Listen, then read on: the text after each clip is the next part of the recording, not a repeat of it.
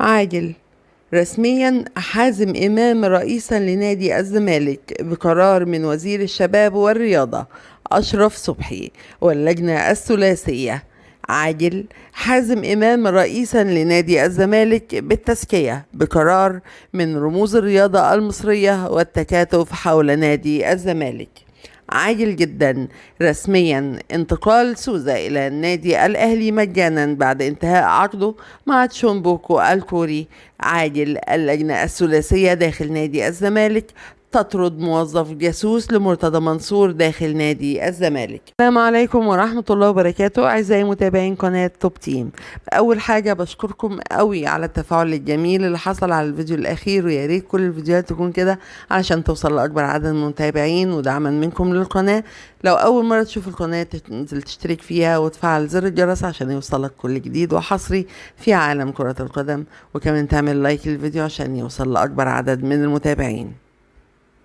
النهاردة يا سادة حلقتنا خطيرة جدا وفيها مفاجآت وكوارث وفضايح من العيار التقيل، وهي القبض على جاسوس لمرتضى منصور من أحد الموظفين داخل نادي الزمالك، وتم طرده وتعيين حازم إمام رئيسا لنادي الزمالك بالتزكية بقرار من وزير الشباب والرياضة أشرف صبحي، وانتقال سوزا رسميا إلى النادي الأهلي. ولكن قبل ما نخش في تفاصيل حلقتنا النارية اللي كل الناس طالبينها، كل اللي طالبينه من حضراتكم لايك للفيديو عشان يوصل لأكبر عدد من الناس.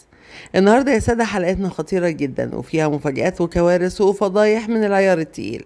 هنبتديها بقرار عاجل من اللجنة الثلاثية بطرد جاسوس لمرتضى منصور داخل النادي الزمالك من الموظفين بعد اكتشاف نقل أسرار وأخبار نادي الزمالك وما يحدث من قرارات من اللجنة الثلاثية داخل النادي ونقلها إلى مرتضى منصور بالتفاصيل. أسيبكم مع تفاصيل الخبر وارجعوا لي مرة تانية. عاجل. اللجنة الثلاثية بالزمالك تقيل المدير الإداري للفريق.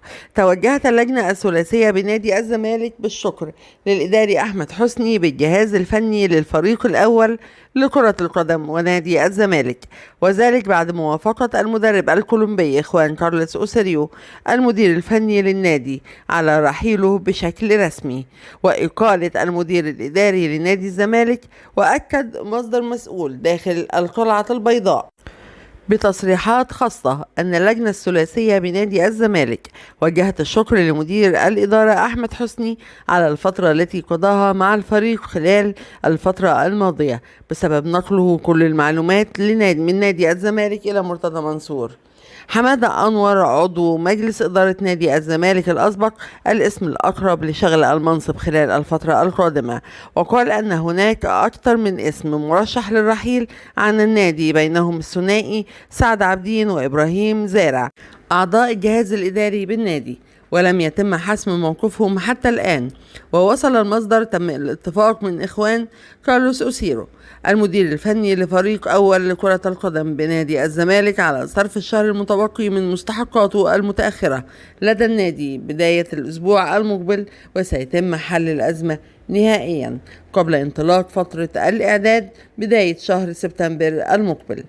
وبعد ما سمعنا يا سادة تفاصيل طرد جاسوس لمرتضى منصور داخل نادي الزمالك وجاري البحث عن جواسيس أخرى، نخش على قرار عاجل من اللجنة الثلاثية داخل نادي الزمالك بتعيين حازم إمام رئيسا لنادي الزمالك بالتزكية بقرار من وزير الشباب والرياضة أشرف صبحي. أسيبكم مع تفاصيل الخبر ورجعوا لي تاني. حازم إمام عن الترشح لرئاسة نادي الزمالك. الوضع الإداري صعب جدا.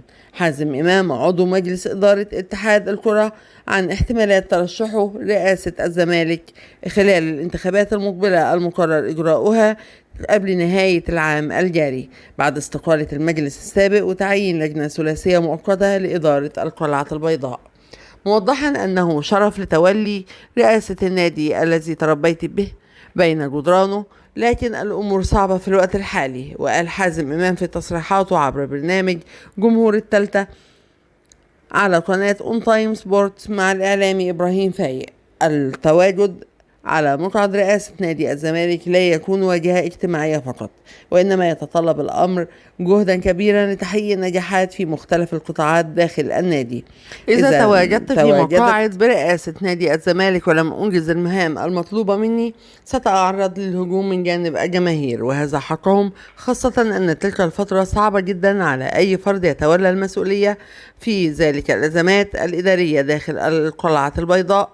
واختتم حازم إمام: مش هقول لجماهير الزمالك إني زملكاوي أو إني بخدم النادي في أي وقت، ولا أسعى للوجاهة الإعلامية، لأن الجميع يعلم تاريخي، وكل أبناء النادي السابقين يساندون النادي في الوقت الحالي حتى يعود للطريق الصحيح.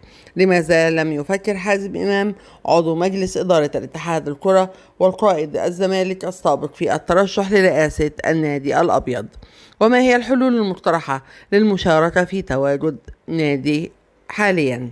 أجاب حازم إمام قائلا: حل أزمة الزمالك، الحل هو تضافر الجهود من أجل الزمالك. أعرف أن محبين النادي الزمالك مهتمون بمبلغ غرامة شيكابالا الآن، وشدد: هناك الكثير من الأشخاص يريدون مساعدة النادي، وأرى أن الأمور مبشرة، وخلال الأسبوع سيتضح الأمور، ومن السهل كتابة ما أقوم به يوميا. لست من ذلك النوع من الأشخاص. نحن في فترة يهاجم بعضنا البعض، وبعد فترة الكل سيعرف، ولا يجب مع كل شيء أن أقول أنني فعلت شيء ما أشعر أن هذا الحديث تجاري. لا يحتاج أن أقول لأي أحد أنني زملكاوي وماذا أفعل للزمالك. فهل يفكر في رئاسة نادي الزمالك؟ أجاب: شرف لي أن أجد الفرصة بأن أكون رئيس نادي الزمالك، ودي ترجع لوزير الشباب والرياضة والانتخابات، وسوف أترشح إن شاء الله في الانتخابات القادمة لرئاسة نادي الزمالك. ولكن يا سادة، كان القرار من وزير الشباب والرياضة بعد اجتماع مع رموز الرياضة في نادي الزمالك، وطبعا ترشيح حازم إمام وتعيينه رئيسا لنادي الزمالك بالتزكية. وبكده أعزائي متابعين قناة توب تيم نكون وصلنا لنهاية الخبر. أرجوك ما تنساش تضغط لايك دعما منك للقناة ودعما منك للفيديو عشان يوصل لأكبر عدد من الناس. ولو أول مرة تشوف القناة اشترك فيها وفعل الجرس علشان يوصلك كل جديد وحصري في عالم كرة القدم. كنتم مع توب تيم.